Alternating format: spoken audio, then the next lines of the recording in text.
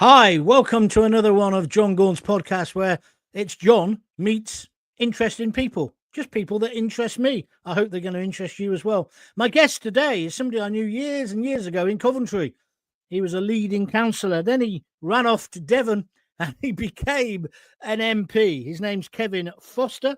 He served as Minister of State for Transport, it says here, from September 22 until October 22. That was under Liz Truss. He was also under the Home Secretary Priti Patel, or Dame Priti Patel, as Parliamentary Under Secretary of State for Safe and Legal Migration, which is one of the reasons I want to talk to him, from 2019 until September 22. He lost his seat at the general election, which is no surprise, as a load of Tories did. But I'm delighted to say he joins me now from Torbay in Devon. Good afternoon, good morning, Kevin. Hi, Gaunty. How are you, mate? I'm all right. It's a long time no see. Tell me then, what's it feel like, first and foremost, to be an MP and then not to be one? Is it like having your legs cut off? Well, it does feel a bit odd. You know, you go from, loads of emails. And of course, an election campaign, you have about 4 or 5 weeks where, you're up, out, doing stuff every day. To then, next morning, right, what do I do next? And, there's things you have to do, like lay off your staff, which is not a nice thing to do, particularly some of mine were in their early 20s and they have to go off and try and find another job. And then think about what comes next. So you don't lose the passion for issues. I'm still involved in campaigning, still taking interest, but it's in a different way. Why did you lose? Oh God, how long you got? Let's go through all the issues in the. Was it Rishi Sunak? Was it him being the leader? I think that was part of it. I make no secret. I was no fan. I didn't rate Mr. Sunak, and I don't think he was a leader. He wasn't a particularly, in my dealings with him, particularly effective person to deal with. And we can see, I think we had that 18 months under his leadership where I can remember having had issues about people not being able to get an NHS dentist. I've had some people come to see me who, were in pain when they chewed. And, a lot of us were saying, come on, there's issues like this we need to deal with. And we were getting stuff like, well, he's giving a speech on AI. Well, fascinating, but that's not really going to change anything. Or he reminded me a bit of the Gordon Brown situation. I used to always say Gordon Brown was a number 2. He was never, I don't mean to be rude, he was never going to be a number 1. And, I had a hole in my underpants. And I felt that about Rishi. I feel that about Starmer. I don't think he's a leader. I think he's there because you lot were so terrible. And also, reform were breathing down your neck. And because there was about 9,000 people voted for reform in your constituency. They were an important player, weren't they? Yeah, a lot more people voted reform than the Lib Dem majority was in the end. But I think, we got to take it on the chin as the Conservative Party. We can't go off and blame Nigel and blame voters. That's a path. We're on island to nothing if we do that. We need to look at the last Parliament where a lot of colleagues fought and bickered, thought it was all about when their next promotion was coming. And one of the comments I make, when I'm talking to a Conservative audience, is some of my colleagues last year left government with surprisingly long names and lists of title when compared to a surprisingly short list of achievements. And that really spoke to what happened in the last Parliament. But you must have been a bit pissed off because you were having quite a good career. It was going in the right direction.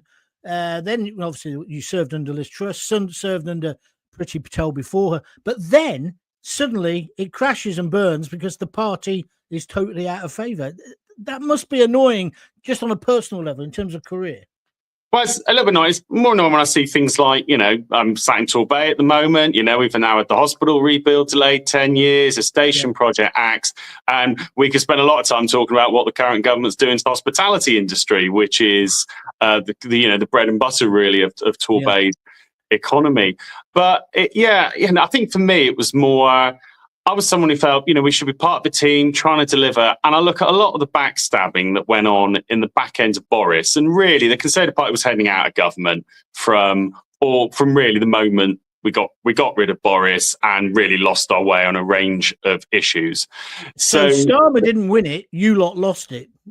I think did we vote for him because he was the least worst of all of you? I don't know.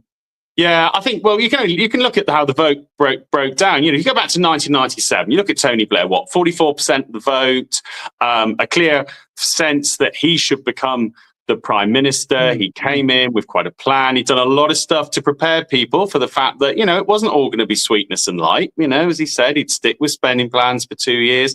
But then you saw things like the minimum wage come in quite quickly, windfall tax. You saw things like the New Deal, as they called it at the time.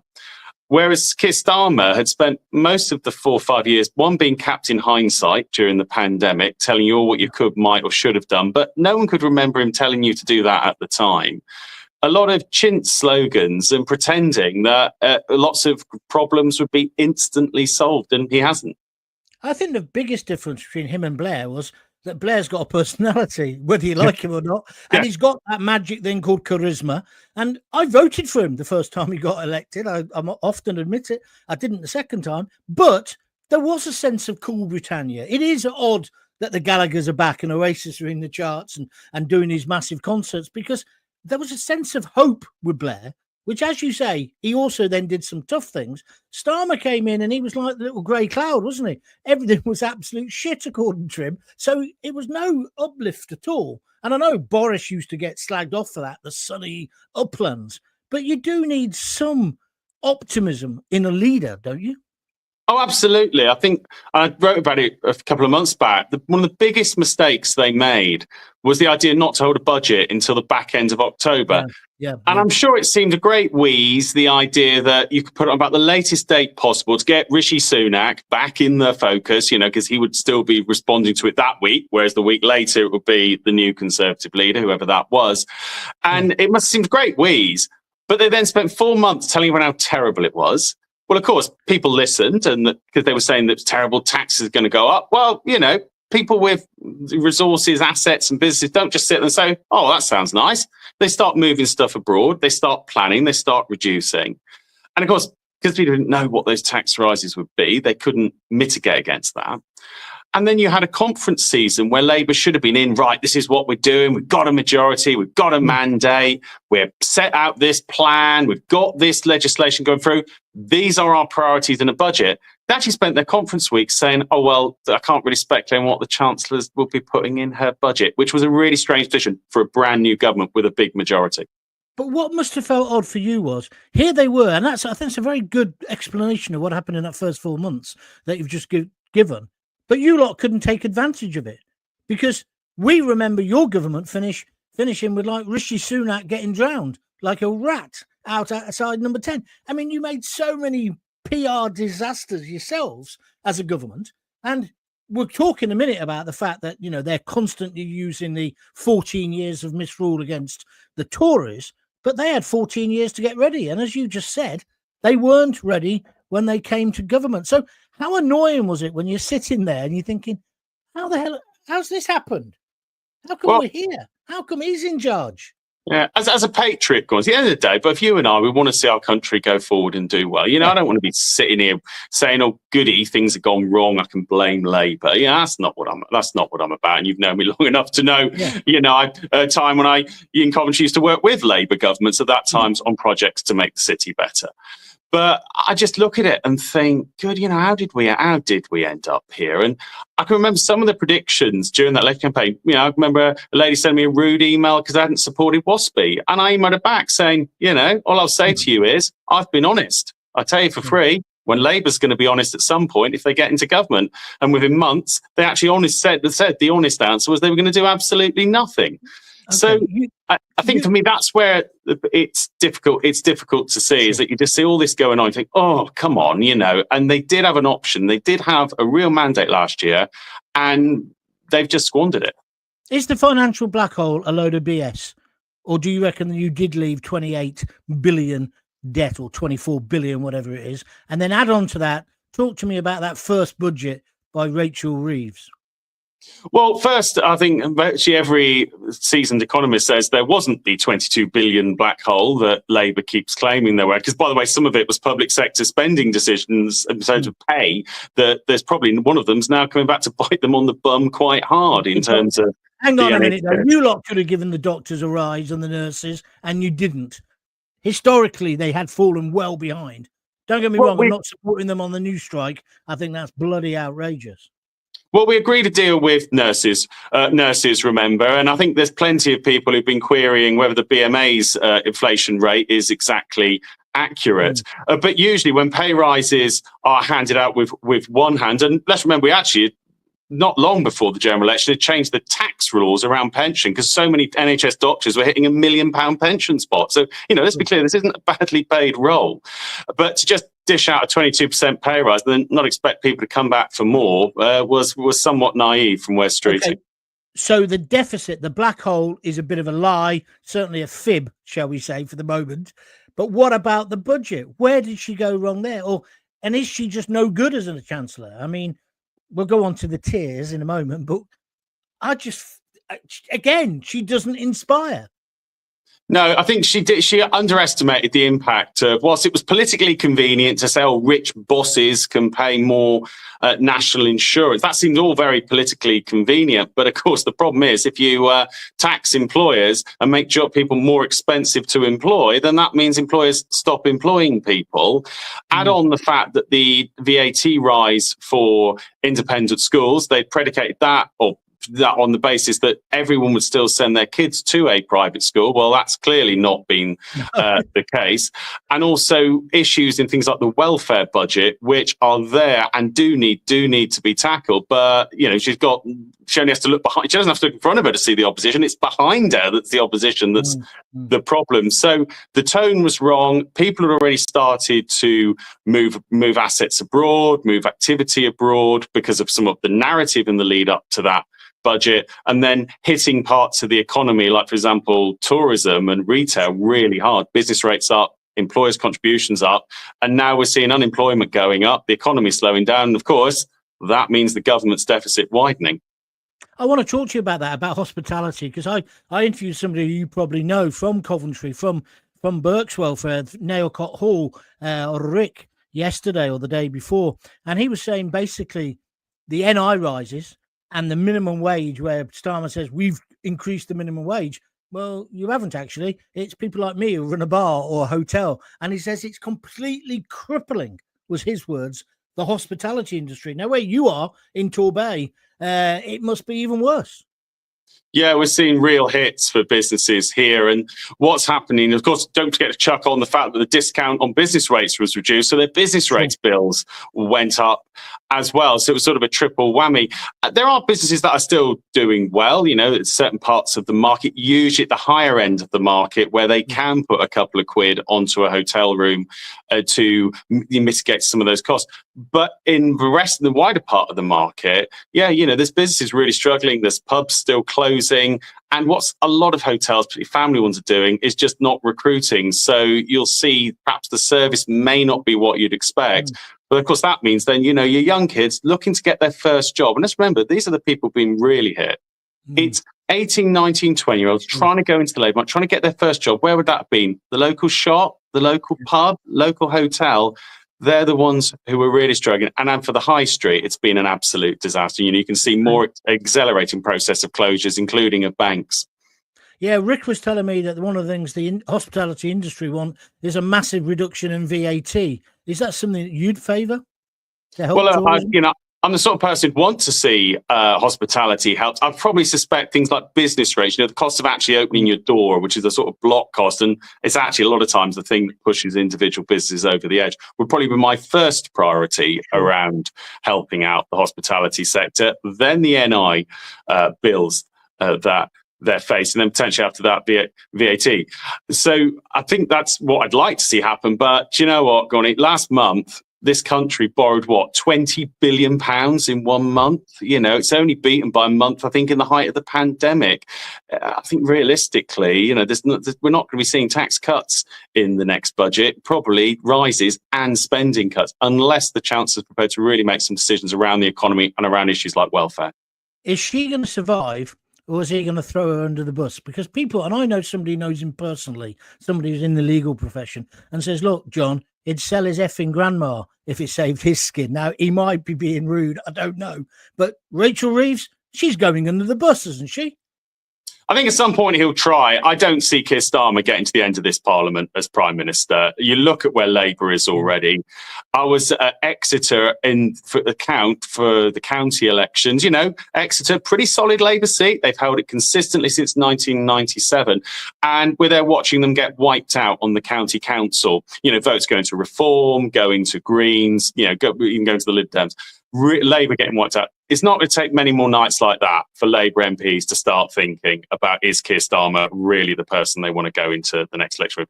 So we may well see, if pressure comes on him, he tries to stretch Rachel Reeves under the bus. But every decision she's made has been signed off by number 10 and Mr. Starmer. I think she goes under the bus. He'll be pretty quickly following. What was the crying about?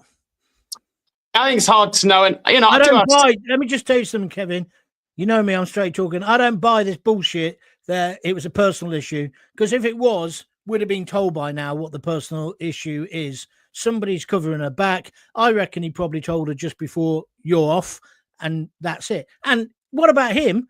He needs to get to Specsavers and get his ears tested as well as his eyes, and maybe Lord Ali will help him. But he's got to get his ears tested. He said he didn't hear her crying. If I was sitting next to you, I'd hear you crying, wouldn't I? Yeah, I think it was really bizarre, his whole reaction to it. And actually, do you know what? I've got a little bit of sympathy for Rachel Reeves. As Chancellor, she won't be seeing the ONS publication. She'll be seeing week in, week out, what's happening around tax, what's happening around the economy. She'll be talking to the governor of the Bank of England about how bond sales, gilt sales go. You know, the interest rate we're having to pay has been going up. You know, all the Liz Truss collapsed the economy because bond prices went up. Well, bond prices today are higher than they were at any point after the mini budget. So if that was a collapse of the economy, it's happened right now. So I think she's seeing all that. And then she's going into a parliament building where, you know, she's surrounded by people who just seem to think that they can send her a letter and get a tax cut, or they can send her a letter and get spending going up again. Or, you know, couldn't she find some sort of alternative to making changes to the growing welfare bill? You know, we're actually talking cutting the bill. We're talking about mitigating how far it was going to go up. And she couldn't even get that through. And I suspect a lot of that is coming together because she will be, of all Labour MPs and in the government, the most conscious of what will happen if suddenly the bonds can't be sold. If suddenly bond markets give up on the UK being able to pay its debts back. And when that happens, she'll be the one in the spotlight having to announce, you know, the sort of Greek style or Irish style recovery packages, which if people thought George Osborne was tough, wait till you see one of those. You're listening to the Jon Gaunt Show. I'm talking today to Kevin. Kevin used to be an MP for Torbay. He has served in the government as Under-Secretaries, and we're going to come on to the other issues like migration in a couple of moments and HS2. Stay listening for that. You mentioned Liz Truss. You served under her. Did she get roughly treated? The whole lettuce scenario? You just mentioned the bonds, and you're technically correct, but we all thought she was wrecking the economy. Well, yeah, you know, bond prices are higher today. Investors have less confidence that Rachel Reeves' budget's numbers stack up than they did Liz Truss. That's how you determine whether they do. I think there was a lot in the Conservative Party. And again, coming back to our first conversation about why the Conservative Party lost, there were some who, you know, wouldn't accept the result. They wanted Rishi to get in. They'd wanted to have their next promotion. That's partly why some of them plotted against Boris, was because they're people who'd been outed by him and now were, you know, felt the whole country needed them in office. That she made mistakes. There's no two ways about that. Kwasi Kwarteng was not the right pick. You know, having your mate in, you do need to have someone who's got just that bit of stature, someone who can challenge you. They didn't prepare the ground for it, and they tried to do too much far too quickly. And yeah, we then had what came next. Should the Tories have never got rid of Boris? I voted to keep Boris. I think, you know, they say hindsight's 20/20.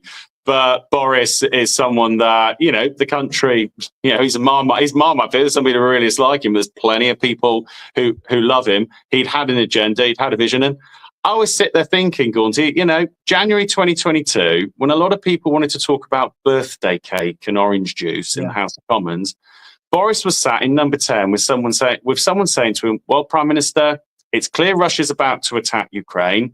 Volodymyr Zelensky has thanked everyone for their offers of solidarity, but he wants tools for the fight. Are you prepared to send anti-tank and anti-aircraft weaponry to Ukraine, knowing it will be fired on Russian forces And there'll be no denial. There'll be no, like in the 80s when suddenly Russian Soviet helicopters started disappearing in the skies over Afghanistan. How did that happen? This will be very clear, and he took that decision. That country is still standing because of what Boris did. And I think history will be a little bit kinder to him than perhaps his contemporaries were. Let's just quickly, and I mean very quickly, talk about Ukraine. Should we still be getting involved? Should we still be funding it? Starmer's very keen on saying the whole of the UK stand with you. Well, I do phone-ins and talk shows. I don't think the whole of the UK are. I think, if anything, we're a little bit Ukraine fatigued out. Well, I can understand, Gaunt, why people would be, because, they see things like water bills going up and other things and think, well, why do we still need to do this? But, let's remember there's a depressing lesson of history that back in the 1930s, there were plenty of arguments about, well, why do we need to build new battleships? We've got, all these people, pressing issues of poverty after the Depression. But we know what came next. And our failure to do things earlier on in the 1930s cost us a massive amount later on. So I think that's the issue with Ukraine is if Vladimir Putin's seen to get a win out of this one, what comes next? What message does that send? And what's the cost of that? Talking about what comes next, is there any chance that Boris could make a comeback? Do you know, if it was anyone else going to you and I would probably confidently both say, oh, no, look at all what's happened, this, that, and the other. But, Boris, it's like Lazarus, isn't it? He's had more comebacks than that guy, And sure, I think the only comparator at times is probably the resurrection itself from the Bible in terms of Boris's political career. I think, yes, it is possible. People are looking for a leader. Boris is a leader. Whether you like him or not, you know where he wants to go with things. But I think he would need to think, how would he manage the parliamentary party and how will he deal with issues like, revamping our economy and a stronger position on migration. But talking about leadership, we're going to migration in a moment. Talking about leadership, let's talk about the Tories then. There's nobody else in the... she's just done this reshuffle yesterday. Cleverly has come in. Is that her star move? I mean, I'm sorry. It's deck chairs on the Titanic time, isn't it? The Conservatives have got no chance of getting re-elected at the moment, whereas somebody like Boris, he's a rock star politician. I don't like everything he does or everything he says, but he would give you that kind of credibility. And I think he's about the only bloke who can communicate as well, if not better, than Nigel Farage, because that's the truth. He's the only communicator now in British politics, isn't he? Nigel. Well, you're right to say Boris is a communicator, and I think there's an interesting potential that the next general election could easily be Nigel Farage, Angela Rayner, and Boris Johnson vying for the top job. Look, no one's going to be gripped by a shadow cabinet reshuffle. I accept that. No one ran up to me yesterday and said, "Oh, I'm delighted to hear there's a new shadow transport secretary." That just doesn't happen. The core is we are going to need to punch through. Kemi, I think the first few months there were mistakes like the attack on Farage over the Twitter ticker. She needs to reflect on that. She's particularly thinking about conference and what is going to be different. And we can't just take an 18-month absence. But, I must say I did vote for Rob Jenrick, and that's very well known, my views there. Yeah, I was going to say, why was there no shuffle for him yesterday? I think she would have probably been reticent to send a message too much about bringing him up, particularly perhaps realistically. It was only from like deputy leader. And I think Shadow Chancellor was some speculation. I never bought into that because Mel Stride, is your classic out in the media, building up confidence. And actually, the one of few areas where the Conservatives sometimes getting a lead is on economic management. So well done, Mel, with all those media rounds on it. He can go toe-to-toe on numbers. He's a man who understands the city. So I didn't quite believe that sort of speculation, but I think Kemi could have been well advised to put Rob in as a formal deputy leader, because that's one thing I think our party would benefit from having anyway. Let's talk about migration, and it's the biggest subject of the moment. What do you make of what Labour have done since they've taken office? Because your party wasn't that good at it either. And whilst we're talking about Boris, he did wave in millions as well. So the bottom line is, can we solve the small boat crisis? Yes, you can. It is possible to solve it. It's not going to be done via, thinking up another great new slogan like stop the boats or smash the gangs. Smash the gangs, a great slogan, not so great a strategy. Numbers were reducing through the back end of the Conservative administration, particularly announced things like Rwanda, removal of family union rights. What I think both main parties need to look at is look at what Australia did, which, by the way, is being continued by a Labour government in Australia, not just a You mean sort of throwing the boats Conservative one. back and having a real deterrent? Yeah, it's your third party, changes to Australian law about who could settle. There's a raft of things. So it's not, I would say Australia is a package. It's not just one thing they did and that was how they did it. They did a package. Ditto Greece did something very, very similar and interesting, of course, still within the ECHR and the EU, which is interesting. Only Greece this managed. week, Greece have said, you come to Greece, you're going to get deported or be sent to prison. Would you like to see that kind of action from Britain rather than giving them a 4-star hotel with squeezy soap, as I call it?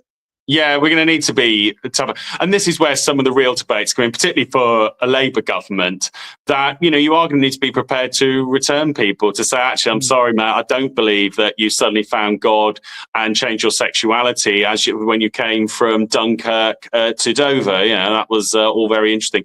And be prepared to return.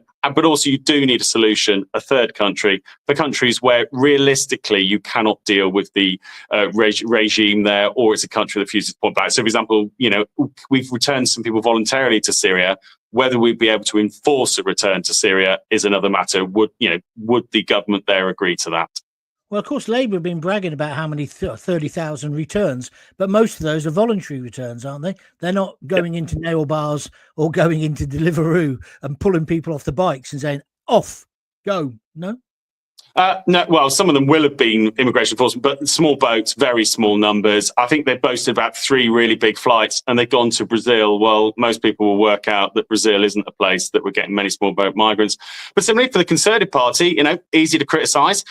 We need to be coming up with clear plans. And we're certain, I think that will mean looking at our international law obligations, not just the ECHR, and also being clearer where things went wrong around legal migration. And actually, to be fair, the biggest peak of legal migration wasn't actually a Boris wave, it was a Rishi wave, because there had been changes planned by Priti and myself to be brought in the middle to latter part of 2022. I won't bore you with the whole list, that would have dealt with some of the issues that saw migration hit a peak later that year and early next, but they were lost when the government changed. Why are we putting them in 3-star and 4-star hotels when we could easily use old warehouses, retail parks, army camps? Why can't we put them in army tents? Why can't we do, what we do if there's a flood in Pakistan or an earthquake? Our brilliant troops go in and create tent cities. I'm not talking about treating people inhumanely. Why can't we do that? The moment you say you've got a hotel, you may as well just say, on you come. I mean, look at the hotels in Coventry, the Hill Hotel, the hotel in Daventry. My sister got married in one of those hotels, a beautiful, beautiful hotel, and it's been full of migrants. People are making loads of money off the back of this, and some of them are Conservative donors, of course, and Conservative supporters, and just like Deliveroo, and today, Starmer, tear a tissue. He's going to get tough on those companies and those illegals. They've been doing it for bloody years. Has he not got any eyes? Have none of you politicians? Do you not see what's happening around you? Well, certainly we do, certainly see. I can remember we were discussing nail bars and various enforcement. Yeah. But you're right, Gaunt, about, we do need to move away from using hotels. The reason they ended up being used is you've got a legal duty on one side and a lack of housing on the other. The most extraordinary comment of this week was Keir Starmer's idea that some councils with loads of housing available. Well, at the same time as Angela Rayner's telling councils they need to build loads of new houses because there isn't much. Well, why did he say that? And was it a lie? Was it a blatant lie, that? Well, I think he was talking absolute nonsense. He just literally, was he lying directly? Possibly. But what he actually said, I think it just struck me as a line that someone had given him, that, there's this sort of cheap housing we could rent out. But here's the real kicker on that one, Gaunty. You've got a lot of people in London, the South East, asylum seekers being housed in hotels and up into the Midlands, you've just touched on. But if I'm guessing where he's referring to, we're talking about rented accommodation in parts of the north and perhaps the top bit of the Midlands as well. So, we could see quite a big move of people from hotels in the south into parts of the Red Wall. Now, I can't imagine many newly elected Labour MPs from last year are going to find their constituents particularly grateful for that shift into their communities. Plus, that'll create real housing pressures locally as well. Well, it's already beginning to happen, and that's part of the contract, isn't it? He's going to just say we've reduced the hotel bills, but all he's done is put them into houses of multiple occupancy. And personally, if my daughters were still younger, I'd rather them be in a hotel than dangerous. You know where they are, yeah. rather than in a house in our road. And of course, it reminds me back ages because we go to the protest now. When I was working on the Sun, the editor of the Sun had this campaign, and she called it Sarah's Law. And it was Portsmouth or Plymouth, I can't remember which city it was, where they dumped all the paedophiles basically on a white working class estate. And the women of that estate, very like these things that have been happening in Epping and now out in Norfolk, they said, no, enough's enough. We want to know where they are. So she had this idea you had a right to know where a paedophile was living. And you probably remember the big controversial thing that happened. A paediatrician got their house burnt down, and I think they might have even got murdered because of it. Terrible and wrong, etc., etc. But I remember a news night I went on, and they were talking about these women, and all they could concentrate on, the BBC was that they all had white heels, miniskirts, and they were out at 10 o'clock at night protesting, and they had their children with them. Well, of course they did, because they haven't got bloody nannies or whatever else. It was this total snobby attitude. If we just dump them on the working class, we'll get away with it. And I see echoes of that now. There's certainly echoes of it, John. And you saw there was that clip yesterday, and I won't repeat the language in it, but it almost perhaps summed up Labour's dilemma. You had quite middle class in appearance protester who turned up to say that we should all be very welcoming to refugees and we should be helping them. And, no concept that, well, where, how many, this, that, and the other. And then suddenly a guy cuts in shouting, well, what about what about our community? What about us? What about our community? And you can see this is perhaps the dilemma for Labour. The person doing the protest in favour of asylum seekers is probably the sort of person who goes on to become a Labour MP. Whereas the person shouting is the sort of person who's actually been the bedrock of Labour's vote over the decade, i.e. the communities where these people then end up being placed. And there has been quite a dismissive attitude. We've seen that with the grooming gangs, where much of mainstream media just didn't really want to know and tried to ignore it, and actually ran stories about basically, if you imply, let's say we'd had this discussion 5 or 6 years ago, it instantly been, me and you, we're racist and all prejudice and that. Yeah. Actually, it was going on. They just ignored it. And ordinary people have woken up to that now, haven't they? Which is perhaps explained, coupled with these brilliant communication techniques, why Nigel Farage is going to end up being the next Prime Minister, because he's tapped right into it. And of course, the same thing's being accused of being a racist, etc., etc. But he's unstoppable now, isn't he? Hasn't he got the agenda? Well, first, I wouldn't assume it's inevitable Nigel Farage will become Prime Minister, because whilst people point reforms so many votes ahead and this, that and the other, they're polling usually about 29-30%. That leaves reform very vulnerable to tactical voting, particularly by more left-wing inclined voters who may very well, the one thing they don't want will be potentially a Nigel Farage government. So, we do need to just add that really big caveat. But both people are frustrated. They're looking around for, well, who's got an answer? Who's got a solution? And, they'll say, well, Labour said they had, and they hadn't got it. Rishi Sunak said he's going to stop the boats and didn't. So it's no surprise they're then looking at another party and another person. So that's going to be the challenge for the particular two major parties, or traditionally major parties. How do you respond? How do you give real answers to people? And then don't attack the man. There's no point slagging off Nigel Farage personally. But then how can you say, well, look, here's how we've got a proper plan that we could actually deliver. And then say, and Nigel, he's got some great slogans, he's got some great columns. But when you start picking apart some of these plans quite quickly, some of the answers start falling apart. What do you think about what he said about crime and punishment, law and order, talking about deporting foreign criminals, talking about putting serious criminals abroad? This echoes well with the audience that he's trying to attract, doesn't it? Yeah. It echoes well. Although when you start asking questions like, well, how are you going to pay for this? Oh, will it pay for itself? well, if only that was the case. You know, I was in the Home Office, we did policing policies. I wish they did just pay for themselves. They don't. That's an unrealistic position to take. But some of it, actually, you know, cutting away at some of what he said, actually, there is a good argument that we could look at renting cells overseas, particularly if it involves foreign nationals from the country concerned or from a neighbouring country. You know, people talk about the El Salvador one's the one that's come up. Well, there are people in our prisons who come from countries in the Americas who we would be looking to deport back to those countries at the end of their sentence. It's not something that we should just dismiss out of hand. Denmark, I think it is, has rented cells in another part of Europe. So let's not just dismiss it out of hand because it's said by Nigel Farage. But I think it's when you get into some of the details. And actually, he's going to deport people. Okay, there's countries that say now, hey, we'll get a bilateral agreement. Well, that's easy said, hard done. Okay. What about the agreements that Starmer's put in place? America, the trade deals. Has he not done some good in this last 12 months? Well, look, I'm not going to just critique everything that he's done in the last 12 months. If we're getting agreements, particularly with partners like the USA, then that's welcome. Although I think we should perhaps not celebrate too much when we look at what our trading position was a year or two ago with the US on some of those areas. But you know, Keir's got some real decisions to make, particularly around things like energy costs. A lot of what Ed Miliband's coming out with is all very well, but it isn't particularly realistic.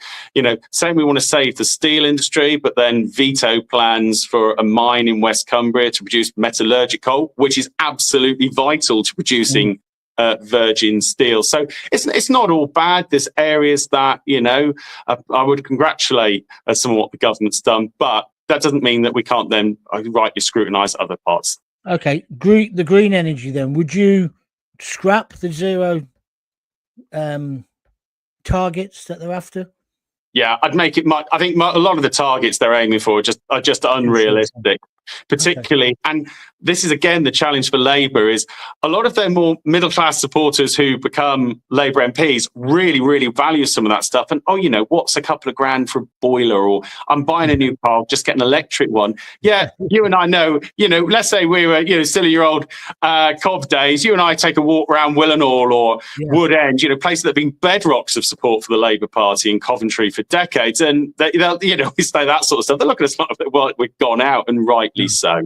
So I think that's where some of these targets are going to hit some of the poorest the hardest, and that's really something that we just can't accept. Even though a more wind power of stuff's fine, but we do need to look at domestic sources of oil and gas and get on with building nuclear. Yeah, you're watching the Jon Gaunt Show. We're going to finish in a moment. Just before we do go, don't forget you can send comments in on my YouTube channel. Feel free to do that afterwards when you've watched this. But let me just ask you a question about HS2. Again, another massive subject, in particularly in the Midlands and in the North. Isn't it time just to cut our losses? Well, it'd be very tempting. So I think we're now so far gone with it that we do need to complete it and get something out of the money that's gone in. But it's been a textbook of how not to manage a project.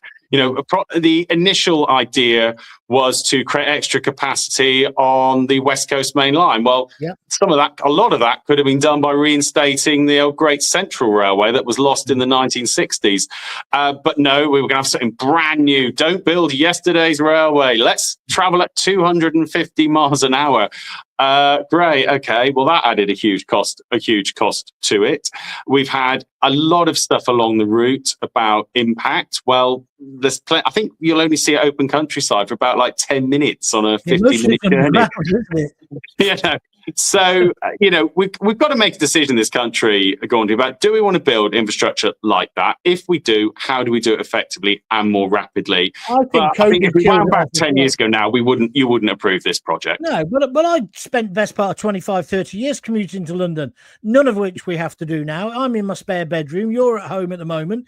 The quality is good enough for everybody. This whole idea, and it's the same with loads of industries. By the time you got on the train, had a cup of coffee, got your laptop out, you're at Euston. Well, that's what I feel anyway.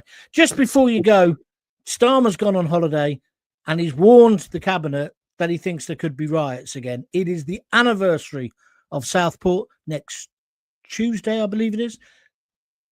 Do you think there's going to be real riots on the streets? Well, first, around the hotels, First, Gordon, I'll always caveat this with, I hope not, you don't make a point about a considered point about migration policy or thoughts on the government by throwing bottles at the police. And the police officers who do a brave and difficult job, cannot become society's punch bags when things go wrong on both sides of political opinion. But it's clear there is a lot of dissatisfaction out there. And that's simply what Angela Rayner apparently said to the cabinet this week, that there are some simmering issues there around housing, around opportunities, around regeneration that our governments need to engage with and deal with, not just pretend they don't exist or accuse everyone who says something about integration of being racist, just they can't think of a better answer, or far right. And particularly also the impressions of two-tier justice as well. What Lucy Connolly said was wrong. I'm not going to defend it. But really, still in prison for it? No. And I think there could be disturbances. I hope not, but I really think the government does need to engage with some of these issues, particularly around communities that feel very left behind. And of course, this story now that in Epping, in Essex, the police actually brought the left-wing protesters almost under police guard to face off the far right, the alleged far right. That just can't happen. We can't have two-tier policing and two-tier justice, can we? Because that will end in a kind of civil war if we're not careful. Yeah, it's absolutely mind-blowing. It'd be a bit like saying, there's a tense situation outside an Arsenal game. I know, let's bust in 50 Spurs fans and see how they all get on together. It was just mind-blowing that was deemed to be, and I think there needs to be a serious inquiry into who thought that was a good idea. And it was wrong. And what are the police doing? Bussing protesters anyway. You should be starting public order, but you're not there to drive people around like a taxi service. Whoever made that decision's got to be sacked, in my opinion. They can't continue in that role because they've stopped being a police officer, whoever it was, police chief constable, if it is the chief constable, and you've become a social worker. And I'm sorry, that's not your job. Or you've become a campaigner yourself. You cannot do that. No, I completely agree. It made a difficult situation a lot worse. What on earth was going through that person's mind? And it really says that their judgment is extremely poor. If they thought the same, as I said, it'd be in the football world, it'd be like bussing in opposing fans to a tense situation involving a home crowd. You just wouldn't do it. So I just think that's certainly something to be looked at. And we do need to say though that whatever people feel, the police can't become punch bags, chucking bottles around, smashing up your local community. That isn't a way to send a message about your dissatisfaction with Keir Starmer's government. Okay, look, it's been great talking to you again after all this time. But just before you go, do you still support Coventry City? Yeah, I've still got a bit of. We were up there in December. Great to see great to see where the club's gone under Doug King. It's heartbreaking to see what happened, particularly back in the playing in Birmingham for goodness' sake. So wish them all the best. I must say, living in Torquay, I do go along to Torquay United a bit. They're having their own revival, and hopefully under the new management, it's got so many similarities to what Doug's done in Coventry. And the only thing that's missing is the much earned and well-deserved promotion that I hope will come this season for Cov back to the Premiership. Well, we'll see about that. And the Lionesses, they won, of course. Well, brilliant. What a goal. What a time to score it as well last night.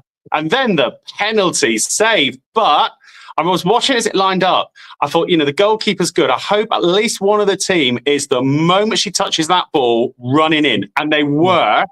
You had the two of them there and bam in. What a great moment. And, the manager, I think this is now her 5th consecutive major tournament final. All I can say is when you finish this tournament, Sabrina, perhaps there might be a job with the men's team coming up at some point. Do you know what? I'm in a terrible position because I slagged it off. I said, look, it doesn't need to be on the telly. It's good. I understand the sexism behind why women's football got banned and therefore it hasn't progressed, etc., etc. But it's not elite sport. It's not a great watch. Can we stop bullshitting about it? It isn't great, I said on Twitter. 80,000 people supported or against me. And then, of course, last night, I'm home alone. I watched the second half. I watched the penalty, as you say, and I was enthralled. It was brilliant. It was proper sport because you didn't know what was going to happen. There was highs, there were lows. And what I like most, and I've got to say this, and I'm going to apologise to all my fans later, that I actually thought the women played with a real spirit that we could do within our male team as well. You know, they weren't going to give up when they were like a few minutes away from losing. They were still playing. I thought it was brilliant, and it's got to be down to the manager mainly. You're right. Yeah, fantastic, great team spirit. And what was a nice thing, and you may have noticed as well, also about the spirit in between the teams as well. Yeah. Our match winner had swapped shirts with an Italian at the end of the match, and I thought that's quite, you know, a sign of respect between the two teams as well. You know, memorable of some of the great performances from past England teams. So no, it was great, Matt. It was enthralling. It's exactly what we want from a big contest like that, and kept going right the way up to the last minute, and thankfully went England's way. I'm even going to go to the pub and watch the final, which is amazing because I was giving it room space before. Kevin, great. Thank you for joining me. Stay there for a moment. I'll come back to you in a second to say goodbye to you, but thank you for joining us today. That's Kevin Foster. What did you make of him? He's had some great roles in government. I think he will get back into politics. I should have asked him, are you going to join Reform? Because that's the only way he's ever going to get power. But anyway, that's a separate issue. You've been listening to the Jon Gaunt podcast. If you like it, please share it, retweet it, press the like button. And if you want to donate to help me out, it's www.buymeacoffee.com, or click on the little padlock on the YouTube video. And if you want to keep up to date with what I'm doing, subscribe to Jon Gaunt TV on YouTube. It doesn't cost anything. It's completely free. But thanks for watching today. I enjoyed that. I'm enjoying this, just talking to people who I find interesting.